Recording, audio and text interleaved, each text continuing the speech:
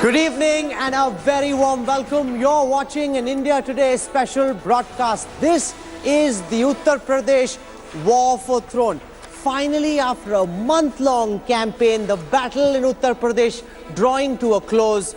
Over the next hour, we've lined up a very, very exciting broadcast for you. We'll have pundits, we'll have pollsters, we'll have analysts giving us their numbers for Uttar Pradesh. Remember, the Election Commission guidelines do not permit us to show the exit poll numbers or the opinion poll numbers.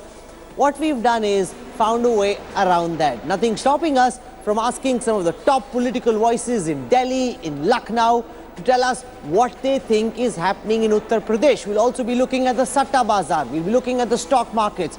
We'll also have some tarot card readers and some astrologers. All different kinds of views coming in on who is going to be the king of Uttar Pradesh. This is the most important assembly election in recent memory. I want to introduce the guests joining us on this broadcast. All of them putting their necks out on the chopping block. I want to start by introducing Manisha Priam. Manisha, welcome. Javid Ansari, after much cajoling and persuasion, finally here. Also with us is Ajit Jha, a colleague from India Today magazine. Udai Sinha is a very well-known journalist. He's been editor of newspapers in Lucknow. Big political voice in Uttar Pradesh, joining us on this broadcast. Also with us at this time, I want to introduce some of our other guests. Joining us from Chennai, India's best-known numerologist, Anupam Kapil. He claims to have a very good track record on predicting elections correctly. With us also on this broadcast is Acharya Rishi Dwivedi. Acharya Rishi Dwivedi is from the Kashi Vishwanath Mandir. I met him when I was in Varanasi. He cited his past predictions and how they'd been very correct and bang on. We don't know who's going to be right, but we're just about to get some numbers out on the screen. Asking all these pundits, remember, this is not just gut, it's not just instinct, this is also based on a lot of field work.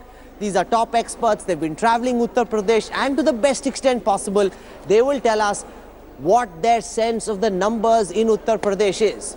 So thank you. Welcome to this special broadcast. I want to start by putting Manisha Priam's neck first on the chopping block.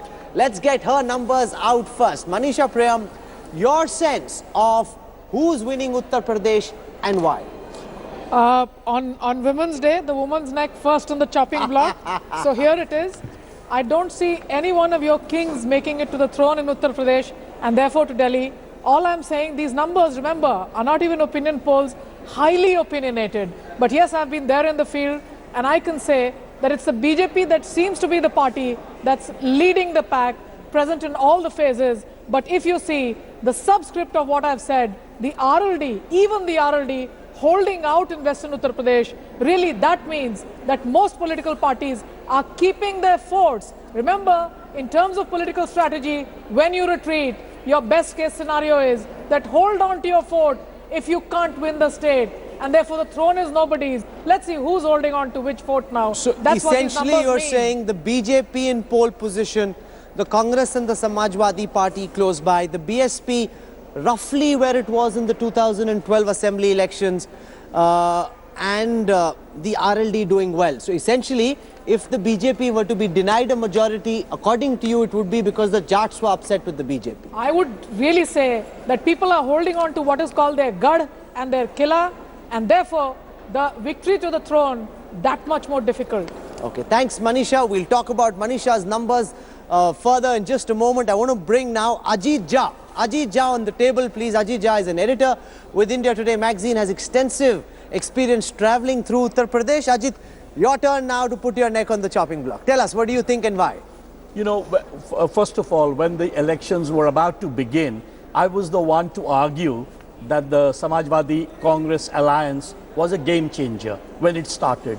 In fact, much before that, when the surgical strikes was announced, at that moment, and even during demonetization, our polls showed that the BJP was leading. So what's your number now? But what happened is, as the campaign went along, and we found that somehow the alliance was not holding on the ground, especially after sort of the third phase, Awadh, which is their sort of pocket borrow, that's exactly when they started crumbling down. So right now, I sort of argue the BJP about 170, single largest party, but perhaps not yet able to form the government on its own.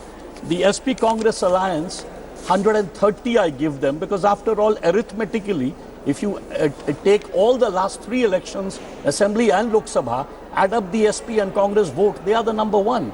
So arithmetically, they are potentially, they had the number 1 alliance, but somehow on the ground level, they gave too many seats to the Congress, and half of these seats, the Congress is not present there. The Congress is anyway not present all over UP. So they have kind of petered off. Okay. And third, the BSP with about 90 seats, a little better than last time. I mean, the BSP is doing great on the ground, but it's really down there with about 20% vote in, let's say, 2012. So it will take them a long time to come up to that 35% figure, which is the magical figure this time to win the UP elections. Okay, Because that's remember, Ajit it's Jha. a three-cornered contest. I want to bring now my colleague Javid Ansari, India Today's executive editor. Javid, you've been traveling a lot through Uttar Pradesh, plus Uttar Pradesh is your home state. So you can't afford to get Uttar Pradesh wrong. You're also a political editor. Go for it, Javid.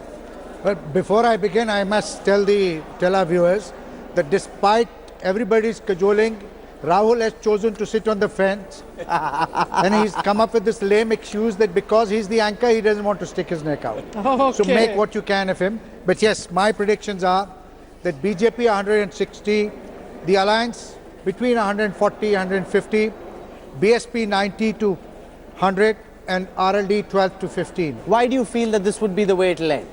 Because this is an election without a trend, leave alone a wave. This is remarkable in many ways.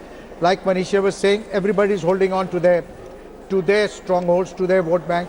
Whoever can get that bit extra, the SP Congress, I do believe that a large section of the MY has voted for them, but they need one more plus vote. They were banking that because Akhilesh and Rahul are young, so therefore they'll be able to attract the young voter, cutting across demographic profiles. If that indeed does happen, then they will do much better than the numbers that I have given them. Mayawati, yes, it's an audacious gamble that she's undertaken. I believe that it's one election too early for this Beam and meme to come together. yeah, for Beam and Meme to come together. In pockets it is coming together, but not throughout the state.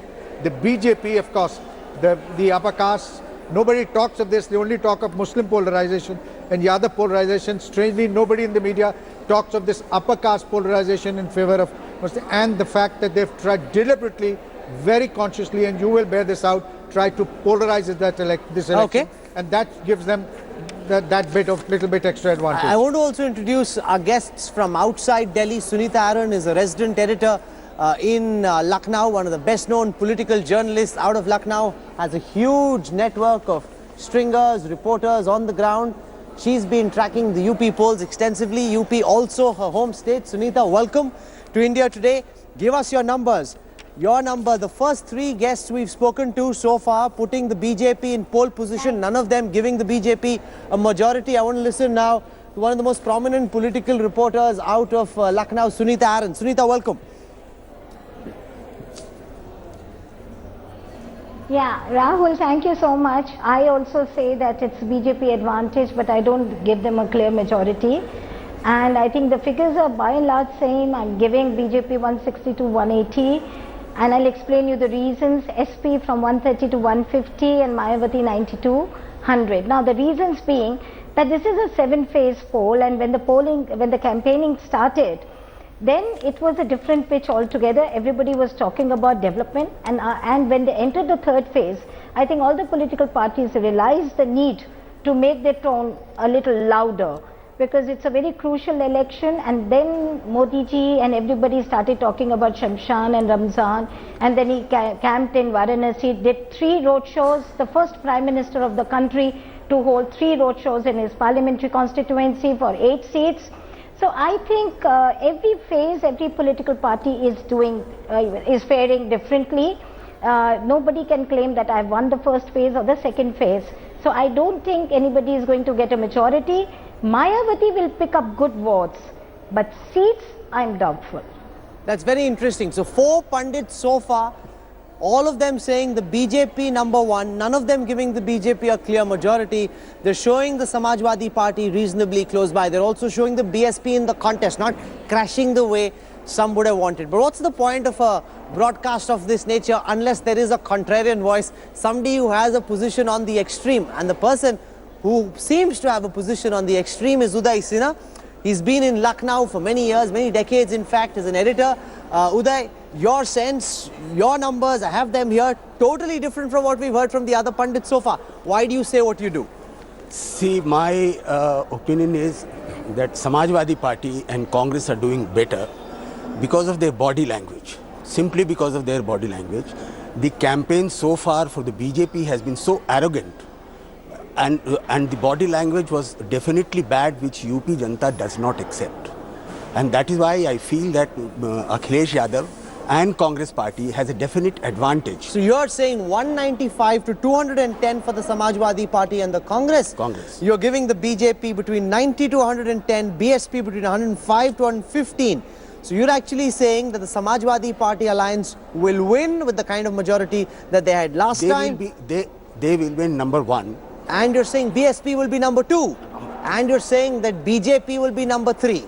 BJP will be number three. This Okay, I just want to draw a caveat, a very important caveat. Remember, this is not a poll. This is not an exit poll. This is not a post-poll study. So it's not violating any guidelines. This is just the gut, the instinct, the assessment, the analysis of our pundits. They've travelled Uttar Pradesh, they've studied the state and its dynamics very closely. This is the sense that they have. Udai Sinha with a viewpoint totally different from the one given by other experts. And if that is right, it would seem that a lot of the other pundits pick up the writing on the wall. Yeah, but if you see, you know, if you look at the numbers again, he's not completely writing the BJP off. The only sense in which he is very different from the others is giving one political party a clear lead or majority. So to that extent, if we as academics or people who've been on the field and done field work, we were to argue with him or ask him, we would ask, why is it that he feels that the SP-Congress alliance is moving to a clear majority? In terms of the numbers itself, I don't think it's drastically different from what's coming out from the others. Okay, let's now go across to Anupam Kapil. Anupam Kapil is a numerologist. He's joining us from Chennai, very well-known numerologist. Lots of top Bollywood celebrities, politicians consult him very, very frequently. Anupam Kapil, you want to give us your numbers, your reading? What are the numbers telling you? Yes. It's slightly different from what these people on the panel have been telling you. I feel it is, firstly, from the astrological point of view, it is the most difficult prediction to make because most of the date of births itself are bogus. Still, I have factored in some numerological data of the BJP and the BSP because the BSP foundation date itself is not available on the net. I think BJP will get the maximum number of seats. I would put it around 160, and I'll tell you the reason why also. But they will not be able to form the government on their own. And I won't be surprised if there is some unholy truce with Mayawati. Yes, Mayawati. Because the destiny number of Mayawati is number one. And the destiny number of BJP is also number one. You remember that she had also supported the BJP earlier. And I won't be surprised that if she pulls the rug after 2 years. Because not supporting her and being out of power will mean it is going to be a question of her political survival. In the above scenario, BSP I think would get around 50-53 seats, not 100 seats and 90 seats. I don't think that is the kind of number which I would give. RLD around 5. And in this whole thing, the election day becomes very crucial when you don't have a lot of date of birth. 11th March is the outcome day, and on that day what is happening, I'd like to show the viewers. Narendra Modi born on 17 September 1950. Let's see how he is going to fare, because this has been converted to more or less a presidential type of election. 17 plus 9 plus 2017 gives a personal year number 9. Now we add it to the third month, that is March, and to 11. What do we get? We get the personal day number 5, which is matching the destiny number of Mr. Modi. So this is a clue that the BJP will definitely do well. And here is the Mayawati destiny number 1, as you can see on the paper. And as I go below, here is the BJP destiny number. And the most important thing which I want to show is this key, which nobody in India has ever seen, is the signature of Mr. Modi. This poll is being fought on the issue of demonetization. And the single most important decision of the BJP or the Narendra Modi government was taken on the 8th of November at 8 p.m. Here it is. You see Narendra, you see this figure 8, then you see 4 and you see 5. 8 is his fate number, 5 is his destiny number, this one. And when you add 8 plus 4 plus 5, you get 17, which is his birthday number. This is a most unusual numerological signature, and it is the mark of signature of a time. Whether you like him or you don't like him, you can't write him off. And he's there to stay. Okay, so you're saying, I think in Anupam not so many Kapil, words I've made that the my point. numbers, you're suggesting that the numbers are stacked in favor of the BJP. You're giving the BJP 160 seats, but you're giving the Samajwadi Yes. Party and the Congress even more. You are giving them 185. No. That's only Yes, possible. 185, That's only that's right. possible if the BSP totally collapses. So you're saying the numbers are unfavorable for Mayawati, reasonably favorable for BJP, but much more favorable for Akhilesh and Rahul together. Yes, but whatever combination takes place, Mayawati will be inclined by the law of magnetic attraction to support because of her political survival. I don't see, Akhilesh will do well. I don't think that they're going to do as bad as the other people are telling you. They, 145, 140, I won't be surprised even if they exceed that number. Okay. So Samajwadi Party, you're saying 145, the others are for the Congress. I want to go across now to Sharat Pradhan. Sharat Pradhan is our resident expert in Lucknow. He's been in Lucknow his whole life, understands the state as well as anybody else. Sharat, welcome. Sunita Aron, your contemporary, has given her numbers. We've heard also from our pundits in the studio. I want to listen to Sharat Pradhan. Sharat Pradhan, your numbers, please. Well, I see BJP getting an edge with anything between 160 to 170 seats, or maybe up to 175 seats, and closely followed by the Samajwadi Party, which may be a 10 or 15 behind. BSP, I don't see touching 3 digits. You know, BJP may stick where it was last time, which is 80 seats, or may even go down. You know, there is certainly, and of course, the smaller parties like RLD and all are barely 10, 12 seats or nothing beyond that. And you know, the thing is that if BJP gets the #1 position, which it is likely to get, then there is no reason why it should not be able to form the government, because by hook or by crook, they will ensure support of the BSP. You know, BSP is standing at, is threatened with disintegration if it loses power. And why do you think, Sharat, that the numbers would be what you think that they will be? Because the BJP, I was chatting with Piyush Goyal, he said 240, 240 ke niche nahi aayegi. You're actually giving them about 70 odd lesser than what the BJP thinks. Why do you think the picture is not as rosy? Rahul, you should have asked him whether from 300 they've already come down to 240. What happened? Because they were, until 2 days back, Amit Shah was claiming 300 seats. So they are already discounting. You know, everyone, like until a few days back, all of them, even Mayawati was claiming 300 seats. So Okay, that's so not what I do now, this is very interesting. It has been visible. BJP's desperation has been visible from the language that you have seen, from the action of the BJP leaders, like the Prime Minister spending 3 days in Varanasi, was certainly a sign of severe discomfort. They were certainly, they were jittery, and they were, you know, Prime Minister never visited Varanasi in 3 years. I have seen the villages that he adopted, Rahul. Let me tell you, the villages are in shambles. 2 villages which he adopted, Nagapur and Jayapur. So it's, you know, not to talk of the city, you know, how bad is Varanasi, and they can't get away by blaming it all on Akhilesh. So that's the kind of infighting that has gone on in Varanasi on account of distribution of tickets.